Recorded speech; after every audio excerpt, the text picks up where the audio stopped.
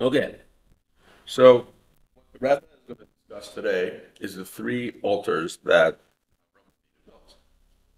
And Rashi starts discussion by bringing Rashi's narrative of these three mizbechot that were built. I was going to ask a question on Rashi that's going to, you know, pique our interest, get us going. Okay, what really is going on over here? Then the Rebbe is going to say, the Rebbe is going to go create a cause effect relationship or create a um, a cause. Let's call it cause and effect. Maybe there's a better word for it, but cause and effect relationship. Whoever's going to analyze the effect, meaning these altars are the cause of an effect of, see the. Let's analyze the effect. Once we analyze it really, really well, we can understand a lot about Rashi's narrative of these altars. We're going to analyze it by going into the Pneumius, going into the depth of Torah, going into the inner dimension of Torah. And the Rebbe does that a lot. The Rebbe asks questions in the revealed dimension of Torah. And the Rebbe says, you're in the dark now. Okay, let's give you the deeper context of what's going on over here. And then automatically the question resolves itself because you see the deeper dimension. We're not looking at it from a very narrow perspective. And again, we're going to do that today. And the Rebbe is going to really take us to a journey on the effect side of these three altars. We're going to get through that, then we'll understand our question, and we'll understand it quite well. That's really the general outline of the sequence. Second, that's the general outline of the sikha. So let's talk about these three altars, right? The first altar, it says, "Vayidan Sham Mizbeach Lashem Hanida Elav." Avram Avinu builds a mizbeach to God, Hanira Elav, that appeared to him. Another time in the parsha, it says, "Vayidan Sham Mizbeach Lashem Vayikra B'Shem Hashem." Avram built a altar there, and he called out in the name of Hashem. Gimel, the third time, Vayidan Sham Mizbeach Lashem. Vayidan Sham Mizbeach Lashem. Where did he know the name of Hashem? Hmm? Where did he know from the name of Hashem? Good question. It's a good question. I don't know. I'm going to take it. I have no, maybe, Okay. I'm not sure. Where did Avram know the name of Hashem? Vayemer Hashem al Avram lech lecha. I don't know. Interesting question. Okay. So the third one, it says, Vayidan Shem Mizbeach Lashem. And he built an altar over there for God. Our sages explain that these three Mizbechot were for three purposes. One was to Bonechel B'Suras Eretz Yisrael. He built one of the altars because he was promised Eretz Yisrael. The second one was Likinyana, one for the acquisition of Eretz Yisrael. And third was that later on, in the times of Joshua, there would be a war, and Achan, are you familiar with the story about Yeshua was fighting right after Yericho? They conquered Yericho, and there was a lot of loot. There was a lot of bounty, spoils of war. And Yeshua said, and as the Jews promised, that I think Hashem told Yeshua that nothing should be touched from Yericho. Everything will have to be cherem, it can be burned. Nothing, nobody gets to touch it. And okay, fine. So everybody gives them their stuff, and they fight a new war. Next war is Ai. They fight against Ai, small city, very easy war relative to the war against Yericho. And the Yidden get beat. People die. It's terrible. It's sad. Well, what just happened? Yidden came into Eretz Yisrael. They were on a high. They defeated Yericho in a miraculous fashion. And now that and Yeshua sees in Nevuah, he sees prophecy that it happened because somebody tampered with the spoils of Yericho.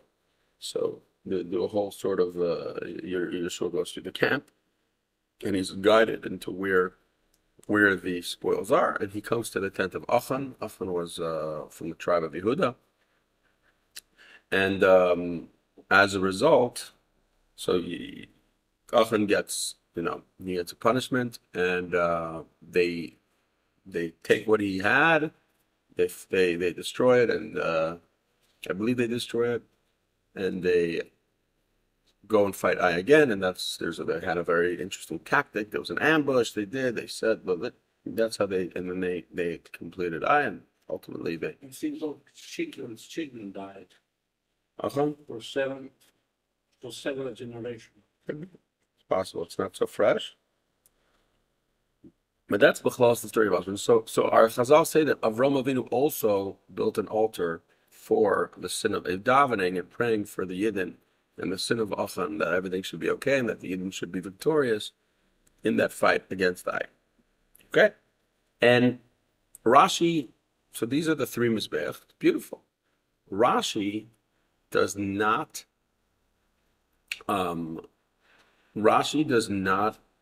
use all three. These are our sages. So it's brought in I think in the Tanchuma.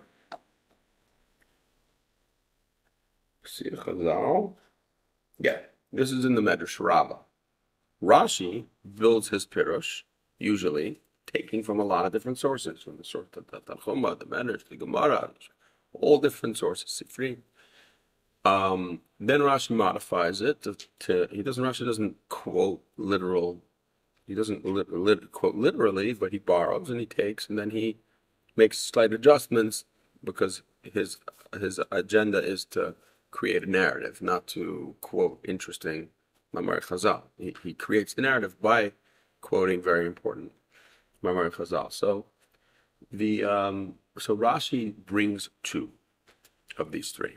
And that's really the Rebbe's question, is why does Rashi leave out the third one? That's weird.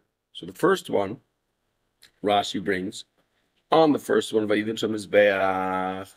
he says that's on the Besurah, that Hashem promised him that he's going to have offspring, right? He didn't have any children at the time, and that they're going to inherit the land. So he built right there and then and there on this Besurah.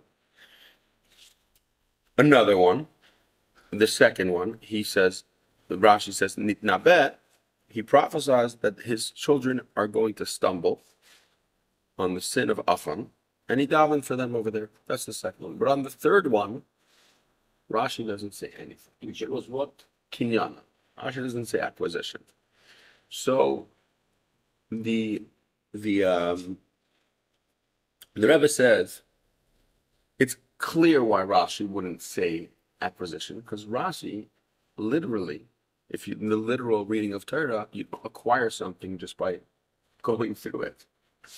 Just by walking through the land, it doesn't mean you acquire it. So the Midrash, which is not creating a literal narrative, it's not pshat, explains that on a certain dimension, yes, Avram Avinu acquired the land, right? You can have multiple dimensions. Exactly. Like we say, I'm just thinking about this. I didn't see this but the Rabbi says you get married every single moment. Do you? Of course you do. You get married, remarried every single moment on one dimension. On a literal dimension, we got married when we got married, or when we will get married. It's a one-time event, and obviously, we're not always not saying Tafrim because it's the day that we got married. I'm just trying to create. But I'm saying it for myself, but I was trying to understand that things happen on different dimensions. So you have Midrash Rehavia explaining that there is a certain element of acquisition happening, but Rashi doesn't take that and adapt it to his narrative because he's explaining a literal narrative, and the acquisition of Eretz Yisrael didn't yet happen. But the Rebbe says, but then, okay, Rashi, but you have to explain a reason you have to explain why it happened. why Avram built the Mizbeach. So you're not going to go with that answer, the third answer, that it was for the acquisition of Eretz Yisrael. But why are you building? Why did just leaving it blank? Why doesn't Rashi give a reason for Avram's Mizbeach? Why did Avram build the Mizbeach? By even Shem Mizbeach. For what? And that's the Rebbe's analysis on the front end. Latit level. For Latit level. Okay, how do you see that? For that, you're right. Let's see how it works. But it has to do with that. It has to do with Latit level, and just to this third mizbeach was in Chevron. This third mizbeach that he built. So what's with the third mizbeach, and why was it built? What's the background? So in order to do that, the Rebbe introduces a really nice rule, which Chazal say that everything that occurred by our forefathers is something that translated into something by the children. Ma'aseh avot siman lavanim means the action, the events of our forefathers are a sign for the children of what transpires and what takes effect in the lives, specifically by the others. So if so, the Rebbe says, which this is a rule that applies everywhere, and you can utilize this rule really in a lot of other things about Avraham Avinu and Yitzchak and Yaakov. The Rebbe's focusing in over here on the event of these three events of Avraham building the Mizbeach and trying to discover, well, okay, so what did it lead to? So it's explained that these three Mizbeach led to, these Mizbeachs that he built led to the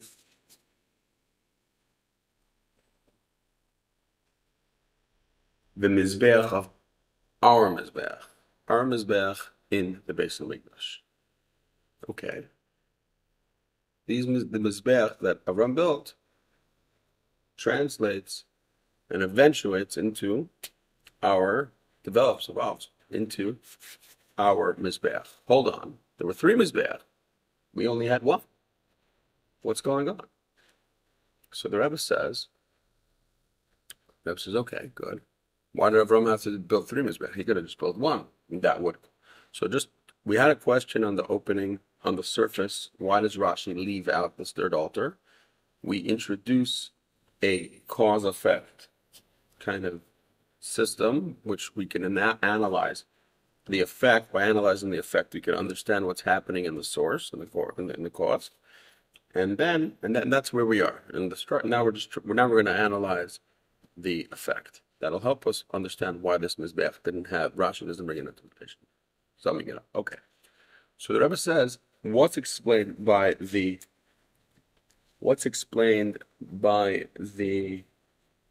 Mizbeach. V'negei notice Mizbeach, Amru Chazal, our sages say, Mizbeach, the altar, Meziach, Umezin, Mechavev, Mechaper. Our sages say, in Gemara Ksubas, that the Mizbeach did four things. It was Meziach, which means to cut down. Meziach was kind of a destructive force. Right? The Mizbeach helped literally take care of our enemies. Mechaper, it atoned. Mezin, it brought sustenance, it brought parnasa. And Mechavev, and it made us cherished to God. What is the last word in Hebrew? Cherished. No, it isn't. Mechavev. Mechavev. This is what the Mizbeach did. So already we see that in the single Mizbeach, it had multiple functions. It served multiple purposes. The Rebbe takes these four ideas and categorizes them as three. It says there's the parnasa, there's the mezin, giving shefa, giving sustenance, sustaining. There's the meziach, cutting down, atoning, that's getting rid of the negativity. That's two. And then there's the mechavev, that the Mizbeach made us cherish to Hashem. That's the third. The Rebbe says these four that are three categories are actually found in the karbanos that were on the mizbeach. Cool, right? That was, yeah, when you have like, they talk about like a fractal, where you have like, you know what a fractal is? It's like a design that like this design repeats itself and just gets smaller and smaller, but it's all. So the Rebbe is kind of like building this whole, like in every dimension of the mizbeach, you're going to find this three pattern. So again, we have four. We started with four. Meziach, Umezin, Mechabib, Mechaper. In the karbanos itself, what are the four karbanos that we have? Chatat, Chatat. Thank you. Anybody else? Ola, Ola. Good. Shlamim, Shlomim. Yeah. Shlomim. Yeah. And last one. you say every morning. No, that's good. You said it. Those are the three, but there's one that fits into the category of chatas as well, which is a asham. Hashem. Asham. So the Rebbe says the same categorization of four. This four also fits in the three because chatas and asham are kind of similar. They are also reflecting the taking away the negativity, like we said, meziach, mechaper. The second one, shlamim, is sustaining, right? Everybody gets a piece. Hashem, the Kohanim, the Baalim, everybody gets. It's a thing of sustenance. And finally, Oila. Oila, everything is to the Eibishter. And it's an idea, it's an endearment. It makes us cherish before Hashem. It's mechavev. It corresponds with the mechavev. Okay? The Rebbe says, right? So already we have two of these three, because we said the Mizbeach develops from these three Mizbeachot of Avram. Where's there three in the Mizbeach? Well, number one, there's three functions, three general functions that it serves. It eliminates, it sustains, and it makes us cherished. Those three functions also play out generally in each of the karbanos that were on the Mizbeach, eliminating sin, eliminating wrongdoing, bringing in sustenance, the shlamim, and eliminating this charge. The Rebbe says that these three categories also play out in the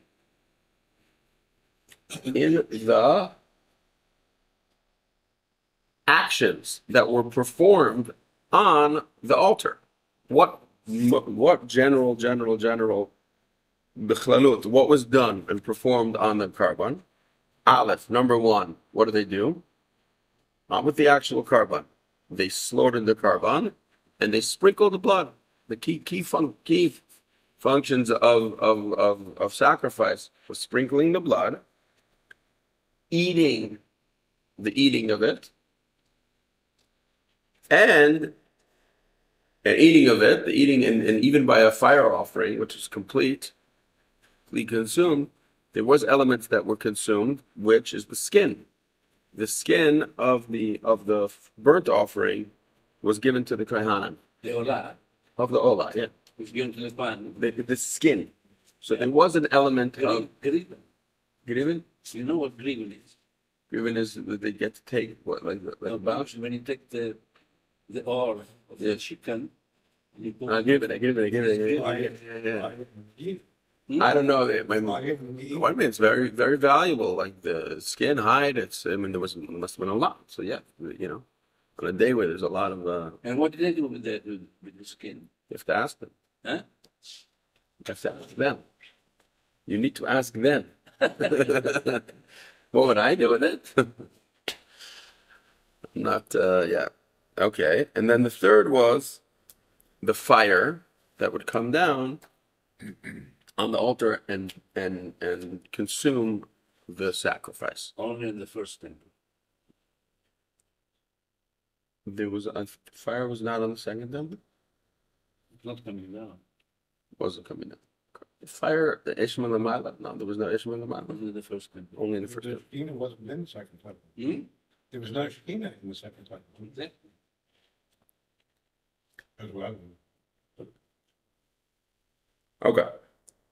So now the Rebbe says it's interesting. Let's talk generally. Fine.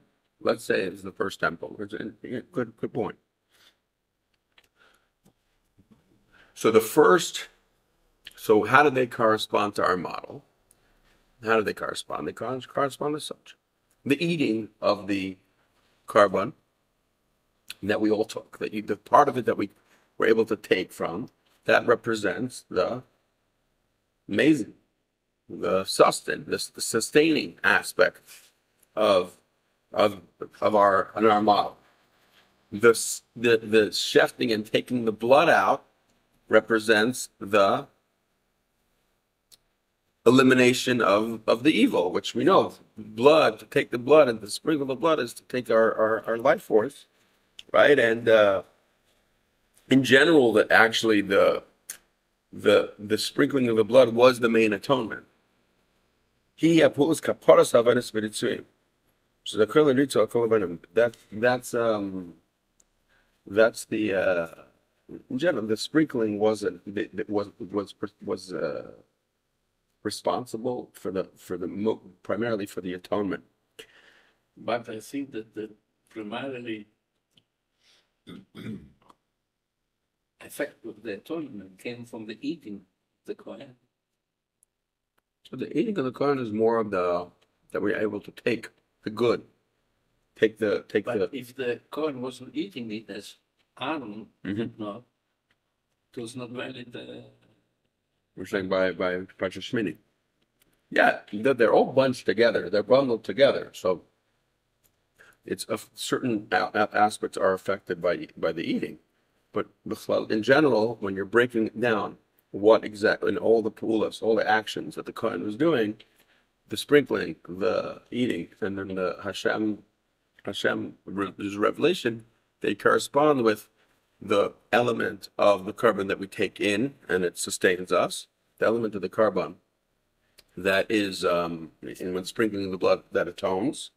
And the third, the Gilui Shechina, corresponds with the element of the carbon that is Mechabed, that makes us cherished from to the Eibishter, to God. Did you say at the beginning there, 3 and 1 Besamikdash? The 3 Besamikdash? We're going to get there. Yes. We're going to get there. But then you also said he speaks only about 1 Besamikdash. Well, one carbon, one sacrifice. Which one? No. We only have one altar. We're trying to understand why Avraham Avinu built 3 altars that led only into one altar. But he speaks only of 1. But he speaks of one because there was only one. That's why the second one, there was not the Sheva from above. We'll see. I'm not exactly following your train of thought. I'm gonna go moving, but I'm happy we can discuss it afterwards. So you have the 3. How is it one mizbeach? Because the mizbeach was multidimensional. The mizbeach was cherished, atoned, and sustained. Now that we know the identity we know more about the identity of the mizbeach, we could understand better also the things that were on the mizbeach, the different karbanos in their general categories, which also reflect that same model. We also could go even deeper and look at the different actions that were taken on all of the karbanos, which also reflect these 3 general pulas. Now we're going to understand. We're going to bring it back and understand why we have how this relates to the mizbeach of Avraham Avinu. The first mizbeach, which was on that Avraham Avinu would have offspring, and that Avraham Avinu would have the land, reflects the element of the mizbeach, which was sustaining. He was getting good shefa. That's what we want, to have kids. We're going to have a big territory, and we're going to populate it. It's an unbelievable thing. It's great. So that played out and developed into the mazin, the sustaining element of the mizbeach. The second mizbeach, which came about to atone for the sins, he was davening for the sins of his children. He saw that they were sin, and they would have this war. And Achan, obviously, quite clearly, corresponds with the element within the mizbeach, which was the atoning element within the mizbeach. Okay, and then the third Mizbeach, which didn't have a reason, corresponds with the fact that we're cherished to the Eibishter, because there is no real. Let's look how the Rebbe writes it. For that part we're going to. The third Mizbeach, Rashi does not explain what it was. Because this Mizbeach is not to serve a purpose. It's not there because the element of what makes it most okay. Why? He wasn't doing it for a reason. It was just to build a Mizbeach for Hashem. The first one, there's a reason for it. Second one, there's a reason for it, to do this. Beautiful, nice, great reasons. But there's a reason. Third one, no reason. Why are you building a Mizbeach? Just because. Just because. So Rashi doesn't even bring up because. Again, what makes, we'll see. Just like a carbon oila, which is all for you, God. There's no because. I'm not doing it because. No, it's for you. So Avram's building of the thing was just for God. And this set the tone for the cherished aspect of the Mizbeach. It's not like, oh, for this, I want this, and want that. No, it's just, it makes us cherished by the Eibishter that we're doing things just entirely for Him.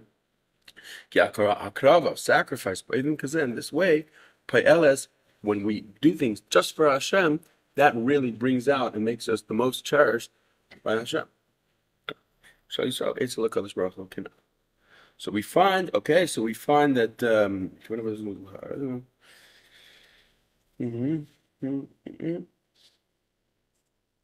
so we also see over here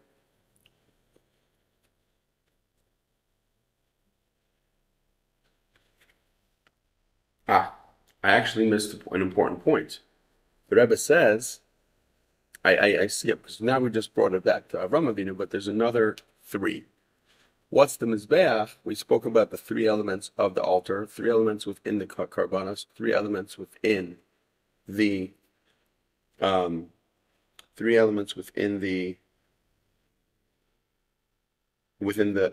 what was performed on the Mizbeach. The Rebbe says we all have our own Mizbeach. So our avodah, our service to God, also is a reflection of what it is in Torah. If things exist in Torah, then they also exist in our service to the Eibishter. And we also have these three elements. We have Torah and mitzvahs, which are things that we come in, we perform, that they're happening in an internal type of way. We go out to the street, we buy a mezuzah, put it up, learn some Torah, we understand it.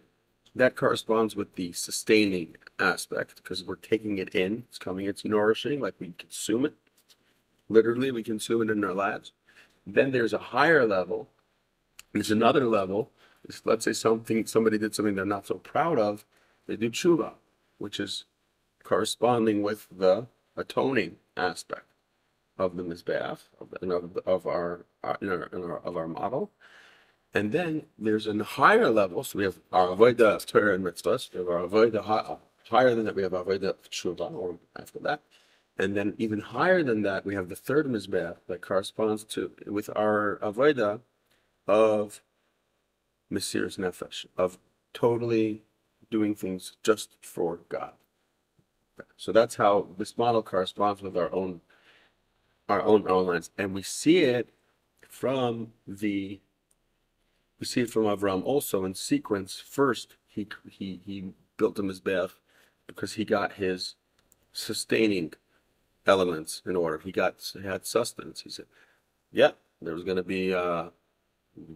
He was promised offspring, the land. Great. Then there is he built a mizbeach for atonement. Then he built a mizbeach just for God. And we see in our own lives, our development is that we should go first. You start off doing Torah and mitzvahs, bringing in a lot of light, taking in good, just bringing in light, like we learned last week. Torah tasala teva. You have the teva. We have this little table arc going through life. Make light in it. Make it light. Bring in Torah. Bring in mitzvahs. beyond that, a person could also go even deeper and start doing tshuva. Tshuva, as we know, is returning to the Eibishter, atoning. Not necessarily that I'm doing bad things. It could just be constantly Baruch Tashav Elokim. Just getting even closer and closer to the Eibishter. And higher than that is doing things not even for any purpose. It's just Mesiras Nefesh, is giving it ourselves over totally for Hashem. And that's something we can learn from Avram and these three Mizbachot. To conclude, right? For now, the Rebbe says that this also, we know that the third Mizbech where was it built? In Hebron. It was built in Hebron, which Hebron actually fits well by even Sham. He built it there. Why Hebron? Hebron is the name Chaver, Chibur, because that's the ultimate Chibur, the ultimate Shiva.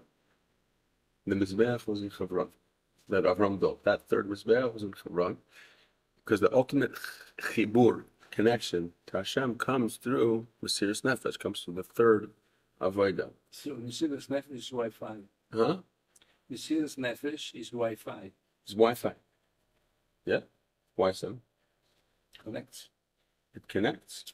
It's chibur. It could be a cable, fiber optics, whatever. Yeah, we could discuss.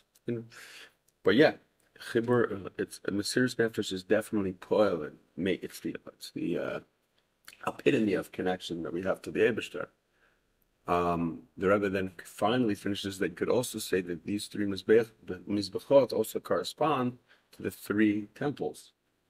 In the first temple, you had light. You had a lot of light, which corresponds again to sustenance, because it was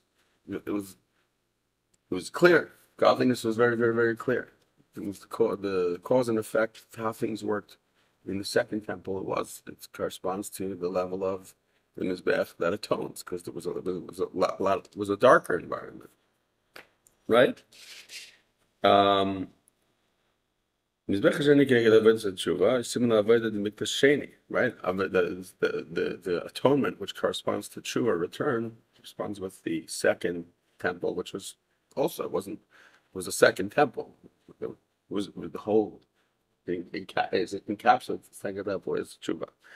But the tachlis of the Shleimus is going to be the third temple, which is going to be defined by what will be the avodah that defines the third temple, and Las 11 at the times of Mashiach will be the Mesiras Nefesh. Will be that us and the God are one. There's no just because godliness is everything. We're here. No? Aza, correct. The whole, yeah. And wherever we are, and there is nothing else but God. It's not like first there's us. First temple is us to God. There's great godly revelations. In the third temple, and when Mashiach comes, there is nothing else but God. Just because there's no reason. There's not. I'm going to get closer to God. I'm going to return to God. God is everything. There's nothing else but God. Ain't it Mavad? There's nothing else, and we'll see that. We'll live it. It will be the regular. It will be the norm. Not only the norm, it will be the norm without any possibility for anything else. And the Rebbe says the lesson that we can learn from this, again, incorporating this in, is that it's not enough to have the avodah of tshuva, of Torah and mitzvahs. And tshuva, a person says, wow, great, I do all the Torah, all the mitzvahs, I learn all day. Mesiras Nefesh also, but the Rebbe puts in a different track. The Rebbe gives a little twist to it.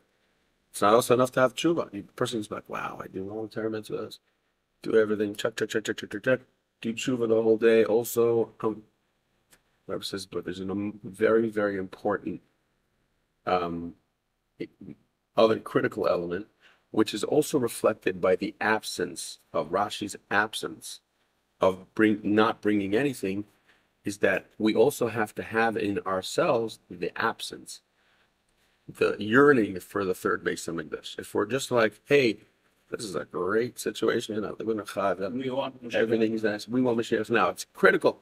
You have your Torah mitzvahs, great, nice. You're doing tshuva, perfect. But if it's just two, and you don't have the angst that Mashiach is not yet here, and that are the Torah, the overarching goal of the Torah and mitzvahs that we learn, and the tshuva that we're doing is to bring Mashiach now and get us over the finish line, then we're missing the most critical element of our avodas Hashem. And that's one thing we can learn from Avraham Avinu and the three altars that he built. Once again, which set the tone for all of what ensued, all the different types, the different functions of the altar, the different karbanos that were brought on the altar, the different pulas activities that were performed on the actual on the altar, on the sacrifice, the different temples that were also that flowed from these sacrifices, and ultimately in our own nefesh, in our own soul, in our own experience here is in Olam Haza is three very, very critical parts of Avodah that we need all three of them, and with all three of them, to have Avraham Avinu back here with us, and the Rebbe, and all our tzaddikim with the Gulam, Svashlema will settle the land. God promised it to us.